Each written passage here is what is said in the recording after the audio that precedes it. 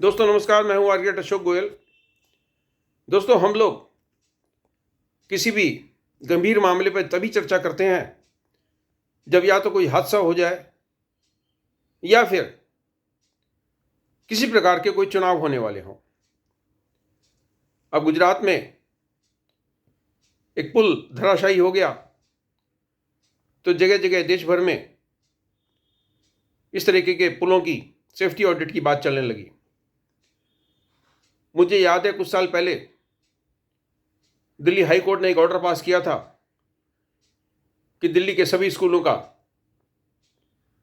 नियमित रूप से सेफ्टी ऑडिट किया जाएगा, जिसमें स्कूल की स्ट्रक्चरल स्टेबिलिटी के बारे में नियमित रूप से जांच की जाएगी, ऑडिट किया जाएगा और दिल्ली के एजुकेशन डिपार्टमेंट को नियमित रूप से उसके प्रमाण पत्र स्कूल अथॉरिटीज की तरफ से जमा कराए जाएंगे। पिछले कुछ सालों में हाई कोर्ट के इस नियम का, इस ऑर्डर का कितना पालन हुआ वो सर्वविदित है। मेरे को उसमें एक बारे में चर्चा करने की जरूरत नहीं है। गुजरात का पुल हादसा जिसमें बहुत से लोगों की जानें गई, कितना दर्दनाक है, कितना भयावह है, उस पर चर्चा करने की जरूरत नहीं। हम चर्चा कर रहे थे कि हम तभी किसी चीज़ पे चर्चा करते हैं जब चुनाव आने वाले हों या हादसा हो। अब काउंसिल ऑफ आर्किटेक्चर के नए प्रेसिडेंट का चुनाव होने वाला है। एक वेबसाइट है आर्किटेक्चर लाइव, उन्होंने जब काउंसिल के नए प्रेसिडेंट हबीब खान जी ने पद संभाला था तब उनसे बातचीत की थी, और अब जब वो पद मुक्त हो रहे हैं तब उनसे एक लिखित इंटरव्यू लिया है। उस पर लोगों की टिप्पणियाँ इनवाइट की हैं। अभी तक मात्र 3 टिप्पणियाँ आई हैं, उनमें से 2 टिप्पणियाँ अशोक गोयल की हैं और एक टिप्पणी दक्षिण भारत में रहते हैं आर्किटेक्ट प्रेम चंदावरकर, ये एसपीए मेरी क्लास में ही पढ़ते थे, उनकी टिप्पणी है। उन्होंने भी लंबी विस्तार से विश्लेषण किया है काउंसिल ऑफ आर्किटेक्चर के कामकाज का। जब हम काउंसिल ऑफ आर्किटेक्चर के कामकाज की चर्चा करेंगे तो हमें दूसरी रेगुलेटरी अथॉरिटीज का भी ध्यान में रखना होगा। AICT यानी all India council for technical education देश भर में सभी इंजीनियरिंग कॉलेजेस को मान्यता देती है, उसको रेगुलेट करती है, उनके करिकुलम तैयार करती है, उनकी फैकल्टी रिक्वायरमेंट के बारे में सभी नियम कायदे बनाती है और सभी प्रकार के इंजीनियरिंग के कामकाज की देखभाल AICT करती है। पहले डिप्लोमा आर्किटेक्चर की भी कामकाज AICT के अंतर्गत था, लेकिन अब वो काउंसिल ऑफ आर्किटेक्चर के अंतर्गत आ गया। लेकिन बाकी सभी प्रकार के इंजीनियरिंग डिप्लोमा को रेगुलेट AICT करती है।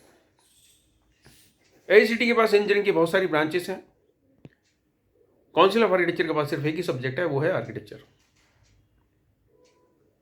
क्योंकि प्लानिंग का मामला काफ़ी समय पहले उठा था, एक कोर्ट में मुकदमा गया और कोर्ट में ये बात आई सामने कि आर्किटेक्ट्स एक्ट सिर्फ आर्किटेक्ट्स के चीज़ों के रेगुलेट करने की बात करता है, इसमें प्लानिंग या इस तरह की चीज़ें नहीं आती।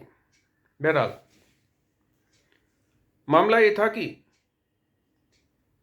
क्या पिछले 3 साल का जो टेन्योर रहा है काउंसिल ऑफ आर्किटेक्चर की नई टीम का, उसमें कुछ सफलताएं मिली, कुछ नए प्रयास शुरू हुए, कुछ प्रोग्रेस हुई।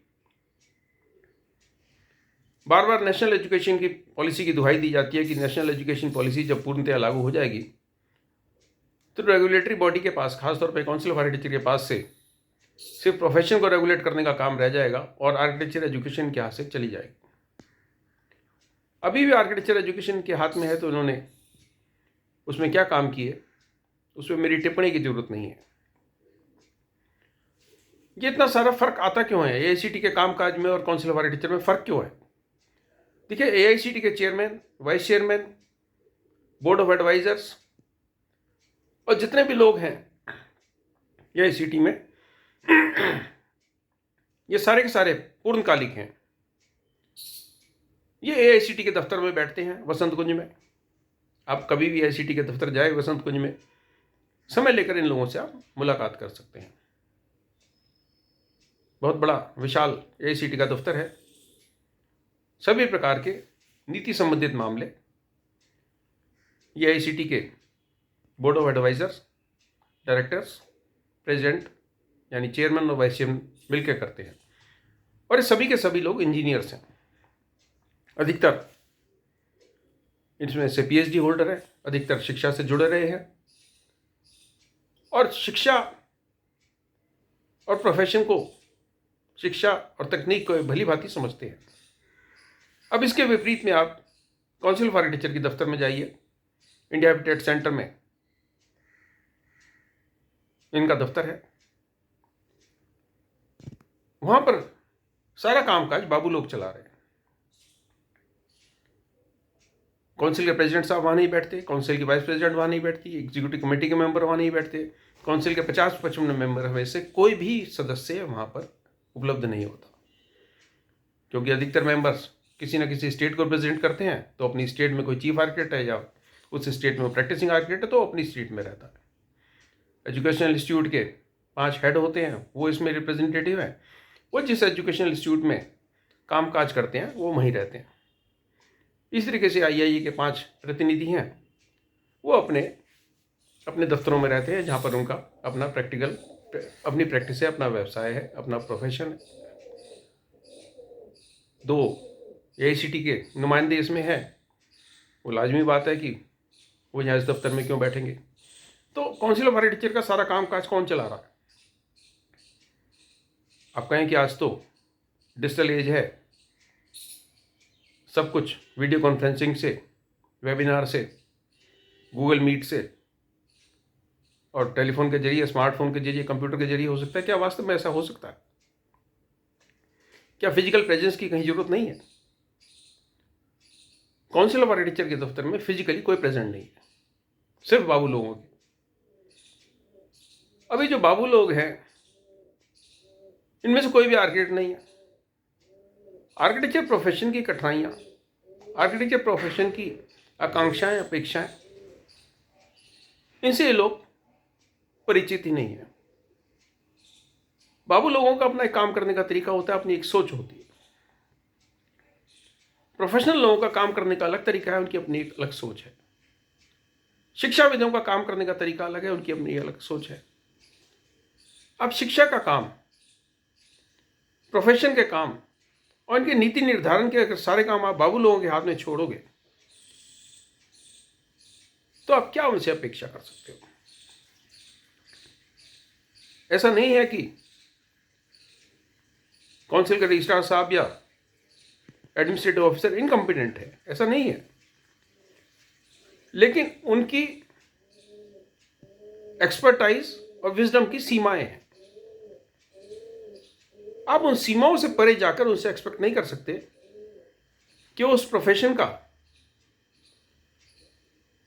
सभी मामलों को समझ पाएंगे जो एक पूर्णकालिक चेयरमैन या वाइस चेयरमैन या एग्जीक्यूटिव कमेटी समझ पाएगी। नहीं तो जरूरत क्या थी? नहीं तो काउंसिल ऑफ आर्किटेक्चर में प्रेसिडेंट या वाइस प्रेसिडेंट या एग्जीक्यूटिव कमेटी बनाने की जरूरत क्या थी? तरह तरह की कमेटियां बनाने की जरूरत क्या थी?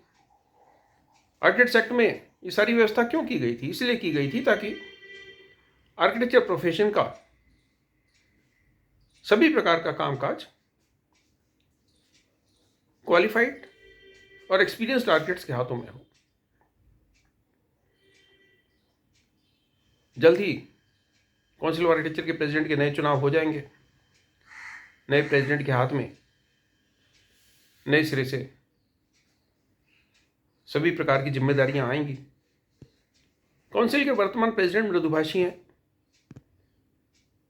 उत्साही हैं, काम करने का उनका जज्बा है, लेकिन समय की सीमाओं को देखते हुए, पूर्णकालीन ना होने के कारण जो उनकी लिमिटेशंस रही हैं, उन लिमिटेशंस का हमें हल ढूंढना पड़ेगा। जब तो काउंसिल ऑफ आर्किटेक्चर में full time president, vice president, executive committee और बोर्ड ऑफ एडवाइजर नहीं होगा, तब तक आप बाबू लोगों से, ब्यूरोक्रेटिक समझ वाले लोगों से अगर आप अपेक्षाएं रखते हो कि प्रोफेशन में कुछ सुधार होगा,